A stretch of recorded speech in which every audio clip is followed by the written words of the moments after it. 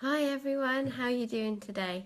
Um, well, it's 12 o'clock on a Thursday. I'm trying to make this a regular thing now that I come into the group every Thursday around 12 o'clock just to say hi, see how you're doing. You know, you're always welcome to join me live, or if you can't make it, please watch the replay. And as always, kind of feel free to comment or whatever, get in touch if you have any questions or anything like that.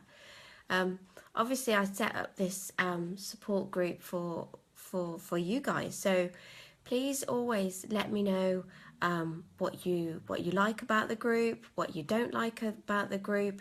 If I know we had some issues last week, which with a fellow member, which you know, I had to deal with. And honestly, if ever anything like that comes up, if anybody is making you feel uncomfortable in the group, and I know that the majority of you have been so supportive of each other, and you're all kind of like, there's quite a few of you that have like requested friendships from each other, and I know you're kind of supporting each other on kind of not just in the group but sort of like on personal pages as well, and maybe you're messaging each other, and that's great. I'm really pleased that because that is the why I set this up in the first place. So that's really good, and I'm really pleased about that because obviously that's what I was looking for. But if there's ever a point where you don't feel comfortable, you don't feel, you feel you're being triggered by somebody else, maybe somebody is private messaging you that you're not comfy with, or it becomes too much, and it's kind of starting to wear you down, please don't, your recovery, each and every one of yours recovery needs to be really important to you. And that's the thing, and that's what you need to focus on. So as much as it's about helping other people, because that can feel really good as well, can't it, to think that we're helping others and to support others, and that helps us in ourselves. But when it becomes too much, because you have to be aware that a lot of us kind of get into this situation because we feel the need to keep being strong, to keep going, to be there for other people, and that's another, a lie that we can tell is like, oh yeah, that's okay, I can cope with this, I can handle this and stuff. But actually, you are just as important as, you're all as important as each other, and that's extremely important. But you all need to put yourself first, because if you don't, if you keep thinking, oh, I'll keep plodding on, you're just gonna, you're gonna hit a wall, and you're gonna, fall to the floor, and we've seen that in people that they keep struggling on, they keep thinking that they can keep going, and and eventually they get so tired. And when you get tired, I mean, your brain is starved anyway, so by kind of like starving your brain of sleep too, that's it doesn't help at all. It doesn't help your way of thinking. It's hard to kind of like to pick yourself up, to keep going, to think positive, etc. So just be aware of that, and don't let yourself, as much as it's great to help others, please just be mindful that actually you need to take care of yourself too. That's all I want to say. So as long as you're happy and it's not affecting you, that's great. And I'm really pleased to see the support that we have in this group. I'm really delighted with the amount of that you're helping each other, and the amount that you've allowed me to help as well. And I feel really privileged to be part of this group. But just to make sure that you're aware that don't let it be to the detriment of yourself. Okay, so that's that. And just wanted to talk to you again about, obviously I had a blog published by Thrive Global, which I was really pleased about. But I know that often, you know, I just kind of wanted to go through the main points really, in that we do tell a lot of lies. And, you know, I always say, for the most honest of people, I mean, I was brought up that, you know, sort of, you always be honest, you know, about things. And I think if you are honest, then you know where you are. You know, you sort of like, if everybody was honest with everybody else, you know where you are. Because a lot of difficulties is when people are left with gaps or left with blanks, and you're kind of almost left to fill them in. And if you don't feel that great about yourself, if you've got some negative beliefs about yourself, you'll always fill those gaps in to be, you know, that it's something to do with you, or something to do with what, you know, sort of like maybe you said or you did, or something you got wrong, something like that. So it's really important, I think, to be as honest as you can with other people, because then they might feel that they can be honest with you. And it just helps, I think, in life, because everybody knows where they are, everybody knows what everybody else is thinking and stuff, and it just avoids kind of like misinterpretation, or filling in the gaps with the wrong thing, you know. So but when you have an eating disorder, my gosh, do you tell some, you know, some real whoppers. And you know, and it might seem like the little white lies and stuff, but it's automatic, isn't it? It's like, you know, you don't necessarily think you're gonna, you know, yes, I'm gonna tell the truth, or yes, I'm gonna say this, and then all of a sudden out comes this fib or lie, or whatever you want to call it. But it's very automatic. And so, but you know, what I try to say is that actually, when you do that, when you don't express yourself, how exactly you feel or what's going on for you, you're siding with your, you know, anorexic voice, you know, Anna, whatever you want to call her, it, you know, you're siding with them, and you're kind of like siding with your anorexic voice, and you're almost against that person that is trying to help you. And the only person that you're ended up cheating is yourself. You know, you're lying to yourself. You know, and I know the reasons. You know, it's around the fear, the anxiety, the fear of losing control, of losing that kind of like those behaviours that are making you feel safe. I totally get it, and I totally understand. But I guess from me now trying to help, is I'm kind of like looking at it from somebody who has got better, who does feel better about themselves, that, you know, can see a lot clearer about the situation that I was in. And I know Annette was in the group. You know, she's been really supportive of everybody, and you know, she will say the same. You know, that she looks back and she can't believe, you know, what kind of a place that she was in, what sort of like lies she told, what, you know, what she did, what she put herself through, etc. You know, the behaviours that she followed. And I guess that's it. That's sort of like, I suppose, the benefit of kind of like sitting here, looking back, is that you can see a lot clearer about all of the things that you did, which were just, you know, you thought that they were so right at that time, and it's only when you get out you can see how wrong it is, or how untrue it is, and how kind of how different it looks from this kind of angle. And I know it's scary to kind of like to reach out and kind of get yourself out of that place, to see if there is, you know, a way out, you know, because I know that it feels sometimes that you have no idea whether you're going to get out, this part of you that doesn't want to get out, you know, or even how the heck you're going to get out. But, you know, just realize that the lies that we are, you know, not only telling to other people, you know, we're also telling big fat lies. There's that fat word. You know, it's funny. I always think it's funny how you kind of use wording around the thing that kind of like affected your life the most. Yeah, so you know, the lies that we tell ourselves, you know, tell ourselves these lies every day, like, things will be better tomorrow. I'll do things differently tomorrow. Whereas that thing is that tomorrow actually never comes, because once you're in tomorrow, tomorrow is tomorrow.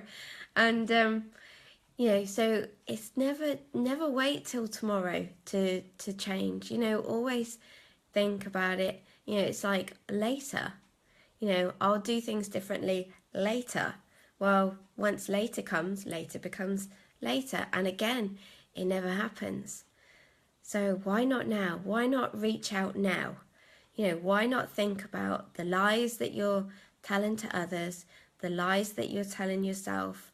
And it could be, that I can do this on my own. And often it's around, I know that people struggle to tell friends and family, not only due to sort of like that fear of losing control, etc., and being challenged and kind of like, being quizzed or being kept an eye on and monitored and all that sort of stuff. But, I remember thinking that, I'm such a burden to everybody else and nobody wants to know about me. They've got their own issues, etc. They've got enough going on in their life, and I can't possibly tell them about this because I don't want to bring them down, or I don't want the focus to be on me and things like that. But actually, look how much you guys are helping each other in this group. You've all got so much going on, each of you individually. You've all of trying to fight this, do your best to fight it, get through the day, etc. And yet look at how much support you're giving to each other. So, and you guys don't even, apart from in this group, you guys don't, or maybe other groups, you guys don't know each other, sort of, only through this kind of like yours kind of like your story and your pain and your fears, etc. That's the only common link that you have, and yet the support you have given each other has been immense. And so just to go on that kind of example, your friends do want to know, they do want to support you. Imagine if your friend had some issues and stuff and they didn't talk to you, or your family had some issues and they didn't talk to you. You would really want to help, wouldn't you? So why wouldn't your friends or your family want to help you?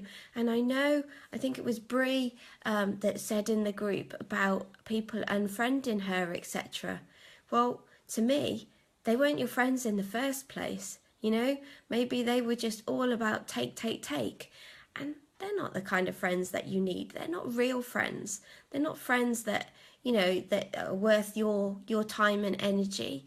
If they're not, if they're not willing to give you your time and energy. So just think about that. It is worth telling people, you're not a burden at all. Yes, people have got other things going on, but they are quite happy to help you too, as we've seen in this group. And obviously, there's a lot about I'm a failure. I'm not good enough. Well, that's a lie too. Just, think about all the stuff that you are surviving. Every single day, all the thoughts that are going on in your head. And yet you're still here. You're still struggling on or battling on, however you want to look at it. You're trying to make the best of this situation. You're still going. And to me, that is definitely not failure. That is telling me that you are hell of a strong people, and my hat goes at, take my hat off to you. So proud of all of you people in this group, because, you are all fighters, warriors, whatever you want to call it, survivors. You are keeping going. And that to me takes a lot of strength, a lot of courage, and I know that.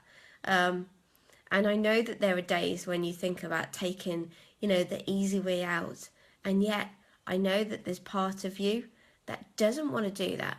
You do want to kick Anna's ass from here to kingdom come, because you know that it's not right. You know, there's a voice in your head, although it's kind of like telling you all this crazy stuff about what you're allowed to do, what you're not allowed to do, you know, and all that crap and shit and whatever you want to call it, because it is crap and it is shit. But there's also this voice that doesn't want to live with that anymore, that does want to get out, you know, and is strong, and it's telling you that you can be strong and you can get out of this. Try to listen to that voice, because you are definitely, you know, and listen to my voice now. You are definitely not a failure, and you are certainly good enough.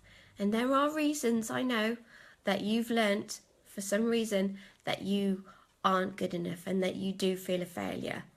But that can be worked on. You know, that's the work that I do. I work on those negative beliefs about yourself to make you feel more positive about yourself, so that you can see more clearer. You know, you can really kick Anna's arse out of here and really want to do it, are motivated to do it, you know, and we deal with the fear and all those other negative emotions along the way. And it can be done. You know, it really, really can be done. People do feel better. They recover, whatever it is that you want to kind of call it. You know, people do get out of the situation that you're in. It's not easy, but they do it, and it takes time. But, you know, the thing that is different is that they have made that choice. Now, it wasn't your choice to get into this situation, and it's not as easy as just making the decision to change, because you do have to keep telling yourself that over and over and over again. But if you make the decision today that you are not happy where you are, you want to make the decision to change, and you look to make different choices, you know, you look to get the support that you feel that you need. And, you know, be it this group, write in the thing, you know, say in the group today, I want things to change.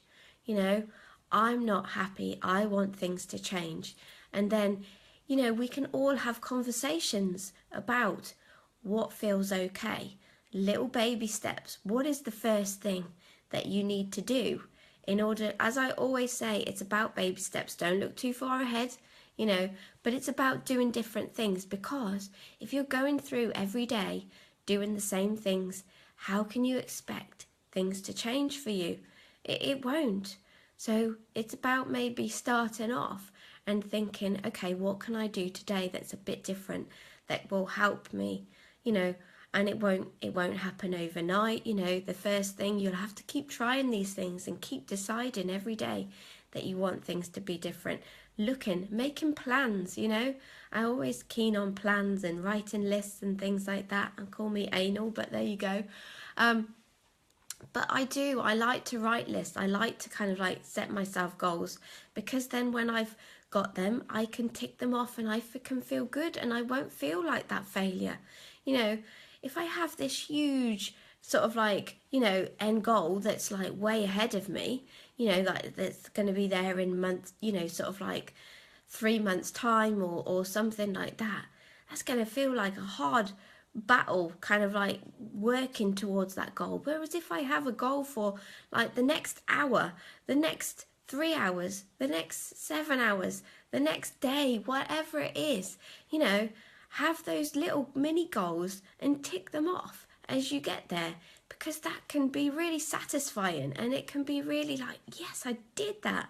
Okay, so now I can move to the next one, and I can look back at the progress that I know that I've made, because I can keep a record and I can see all those ticks, and that to me means that I am good enough. I'm not failing, you know. And if you have a setback, that's okay, you know. You've tried your best, you have a setback, and so again, look at all those ticks that you've ticked off. Okay, so I've done all those ticks, but now I've got like a little a little not so good tick, maybe a half a tick or something like that, because actually I tried my best, and that's all we can ever do. But then it's about keep going and trying for the next goal and trying to get a big tick. It's all achievable. But you do need to decide that that's what you want to do, even if it scares the hell out of you. I know that feeling, and sometimes it's about the fear of not, making changes actually, feels bigger than the fear of staying where you are. Sometimes it's about getting to a pretty desperate situation. So yeah, and and obviously the biggest lie that we tell ourselves is that thing of things will be better once I get to, maybe once I kind of get back into the habit of restricting. Maybe you've had a binge, or you've purged, and right, okay, things will be better once I'm just going to concentrate on restricting again, and that will make everything better.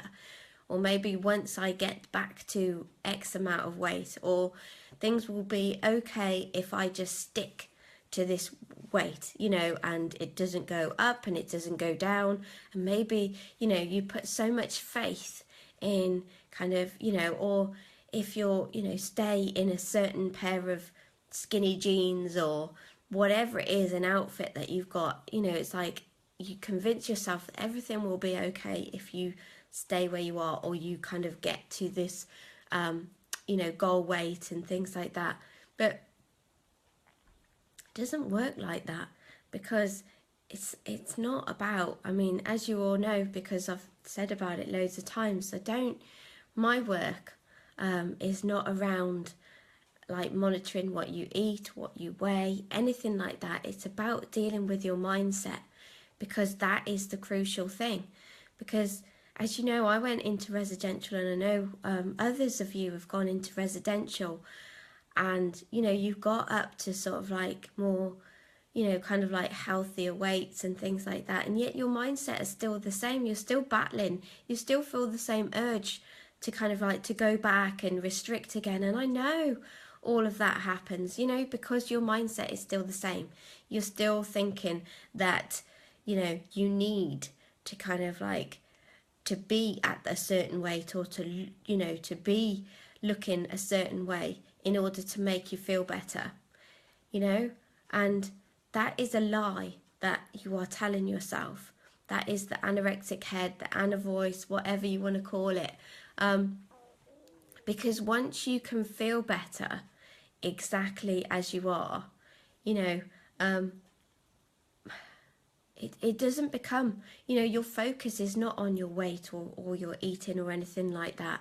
It's just you are happy, end of, and you are happy with exactly as you are. And so it doesn't become, the focus on weight and eating and restricting isn't there. And it's not about losing control. So don't think, oh gosh, that sounds really scary, because actually, I might get, really big or anything like that, if I don't keep in control of what I'm doing. It doesn't work like that. Look at me. Look at me. Hold on, and I'll show you. I know you can't see. Hold on. Okay. All right. So, I am size 8. I don't know what that's in America.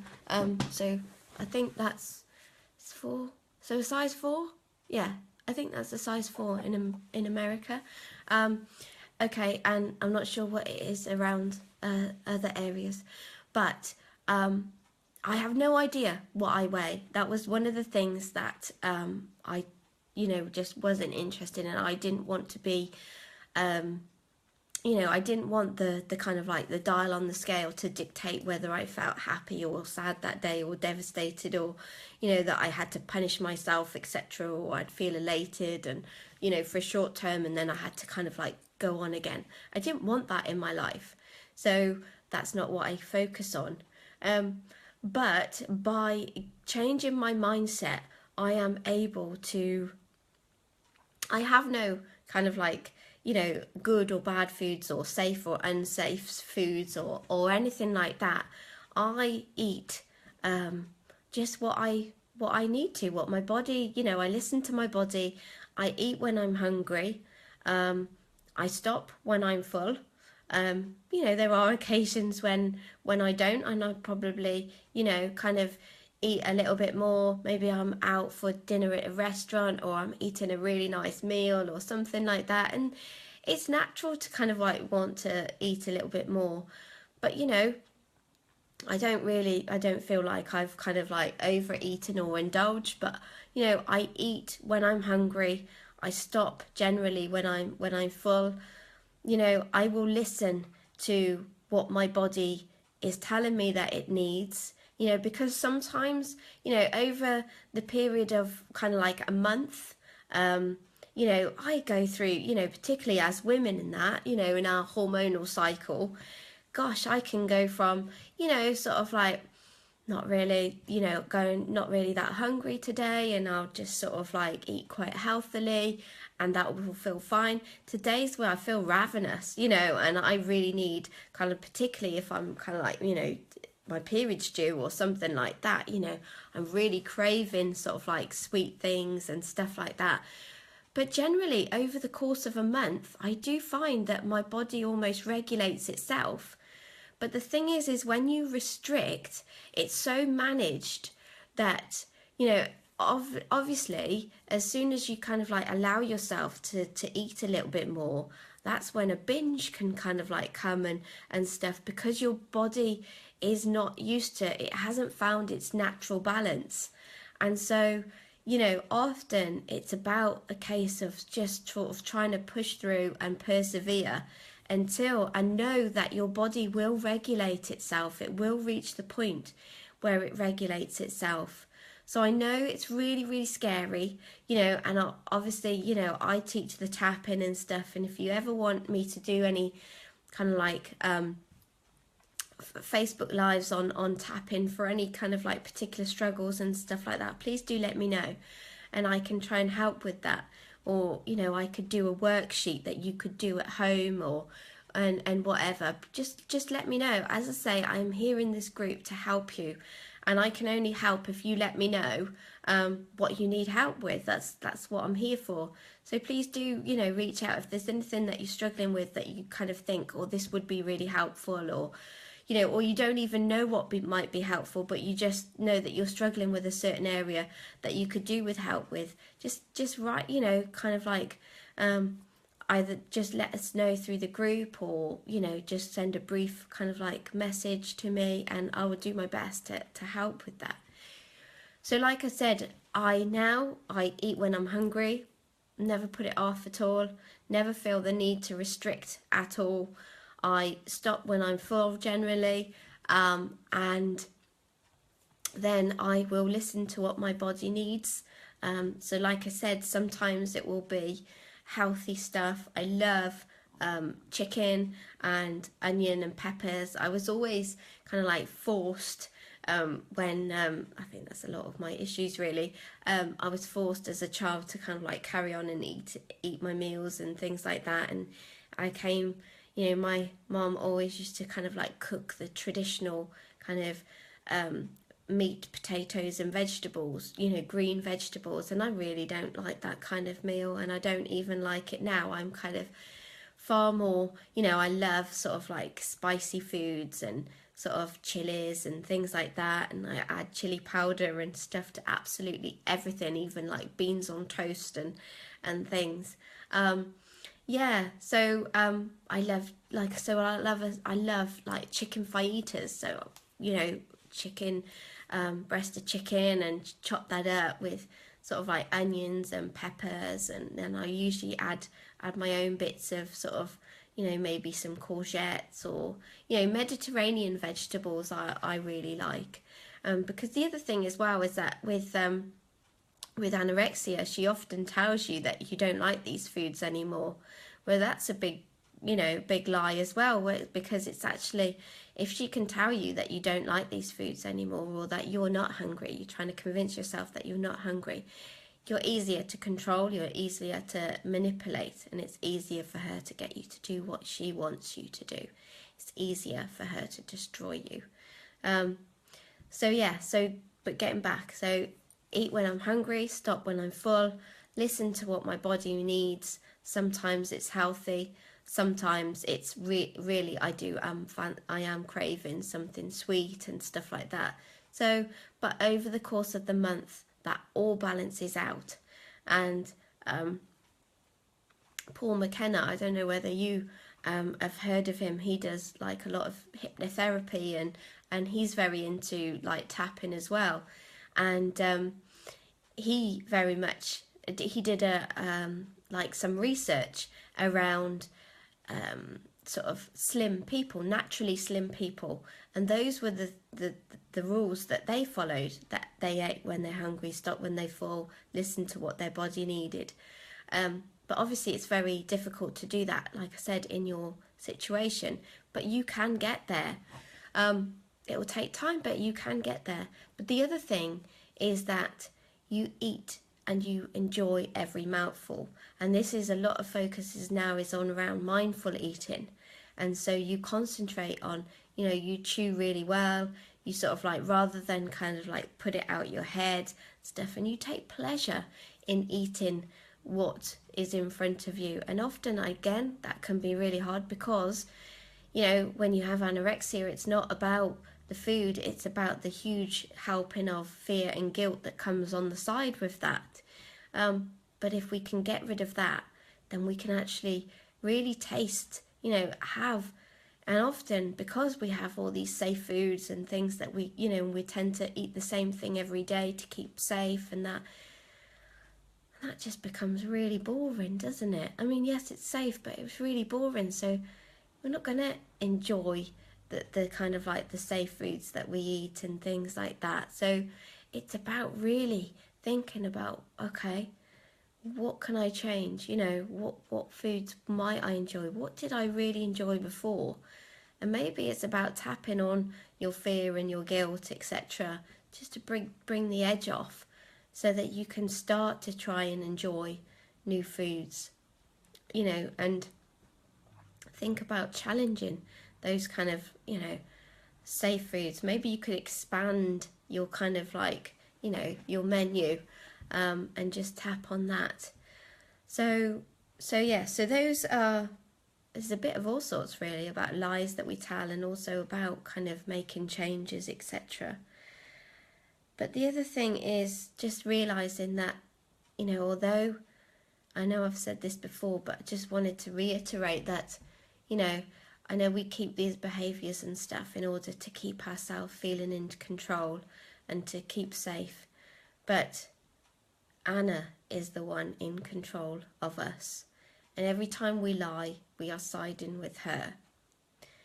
And we are just cheating ourselves in the long run. So just be aware of that. And she's not keeping you safe at all. And I know, it was mentioned, I think it was Stacey this week said about how she felt that,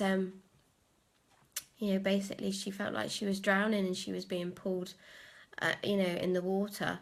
And often it is, it is very tiring. It feels like we've been treading water for so long. But it's like, Anna is holding on to your ankles, weighing you down. She is looking to destroy you. She is looking to drown you. And you need to decide whether you want to kick her off or not, or whether you want to still keep treading water and fighting. And as I say, it's not easy. By no means it's not easy, and I'm not trying to tell you otherwise. But there is not one person that I know who has recovered and said, that was a waste of time. I wish I hadn't bothered. Anything like that. They all look back at where they were, what life was like for them, and they're all very grateful that they got out of that place. And, we are, no different to you. We have no kind of like magic wands, no extra skills that, we were still full of the same fears that you have right now. It's just that we made a decision that we didn't want to be in that place anymore, and we chose to really try our best to get out, to put our fear aside as best as we can, and to work at making ourselves feel better, to try to accept any help that was offered to us in order to get ourselves out of that situation. And that's it. That's all we did. That's the only thing that we did differently. We just made that choice, and we just worked really hard at it. We chose to not blame other people when it wasn't going right for us, because we need to focus on what's right for us. Other people can't fix us. It's down to us to take responsibility. Yes, we want support from other people, be that family, friends, professionals around us. But ultimately, if we are not willing to accept or meet those people halfway, it's not going to happen. There's that good old saying, you can lead a person to water, or a horse to water, but you can't make it drink.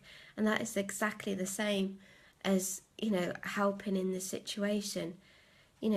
People can be around you to try and support you, and it might not be the best support that you've ever come across. And I know from my experience, the reactions that I've had and the comments that I've had, etc., not helpful. But we can either take them on and be, kind of like angry or frustrated or whatever, and use that as fuel for carrying on our anorexia. Or we can go, okay, I know they're just trying to help. They're going the wrong way about it, and that wasn't helpful to me, but I can appreciate that they maybe don't know what to say. They don't know how to help, and they've never been in the situation. So how could they possibly know?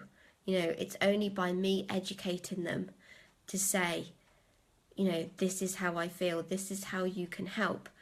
But we're lying to them anyway. So how can they know what's going on in our heads? How can they know the best way to help? So, we can't blame them. We can't blame them, because we're not being that honest anyway. And as I say, I know how tough it is. I know how scary it is. I know all those feelings that you're feeling right now. But I just want to, if I can just give you some hope that there is a way out, even if you don't know how, there is a way out. And it might be about just trying different methods that are right for you, trying to see different people. And if you don't, get that support that you need from, conventional methods like doctors or, sort of professionals that you come across, look for other ways. It doesn't mean if the support isn't there, don't give up. Keep going, keep looking, think outside the box. Think about what could be helpful for you. Read up. We are experts at, our anorexic behaviours. We've read up everything going to get tips and, on trying to carry on, to tips to restrict, tips to lose weight. We're experts at counting calories. We know the calorie content of absolutely everything going. We are experts at that. So why not use that energy to become experts at feeling better about yourself? And by doing that, that is what's going to get you out, and I know about the fear and the guilt and all of that stuff. And, Anna will be holding on even more tightly if she thinks that you're fighting against her. Keep fighting, keep working hard at it, and you will get there. And then you will be able to look back, just as I am looking back, and you'll think, wow, of all the years I wasted thinking this or doing that and stuff. And it would seem incredible that you ever got into that place. But it's just a place that you needed to be a certain amount of time. You needed it in order to cope and to feel like you were in control. but it can be temporary, you know, and the amount of temporary, that all depends on you, but you can get out. So, if you're watching the replay, if you have any comments, any questions or anything like that, and honestly, if you want to ever chat to me, if you want to book a call with me, you know, we can talk via phone or Skype and stuff, you know, to get real, because obviously I can only help so much through the group.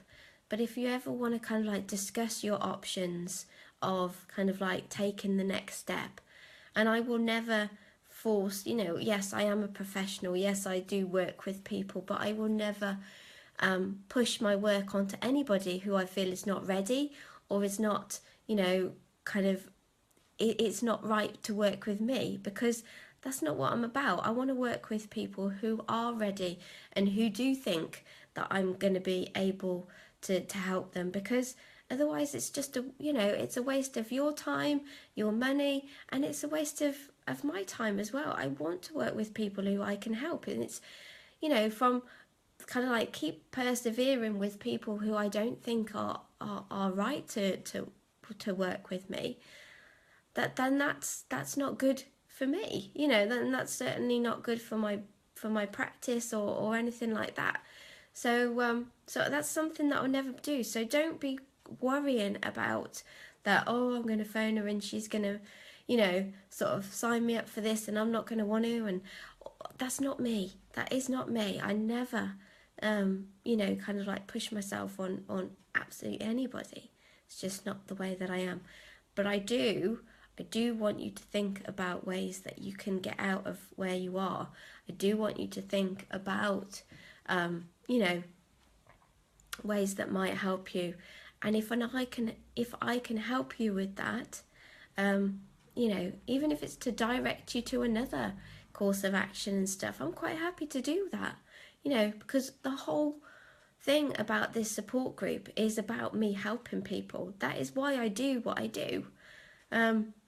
So yeah, so please do book a call with me. You know, you can either message me or just comment in the group, yes, I'd like a call with you, and we can fix that up. And you know, if you have any comments, any questions, then please do get in touch. And I wish you a lovely, lovely day. It's a bit more dreary than it has been the last couple of days. It's been really lovely and bright and beautiful the last couple of days, but today it's a bit more dreary. But I think it's less cold, so you have to see the positives. And I know that's not easy to do, and I wanted to slap people that said that to me, but you know, there are some positives out there. You just got to go look for them. Okay, so I wish you an absolutely lovely Thursday. And wishing you lots of love, sending lots of hugs, and yeah, just have a think about how I can help you more, how, you know, I can help you in this group more. Yeah, what could I offer that would be helpful?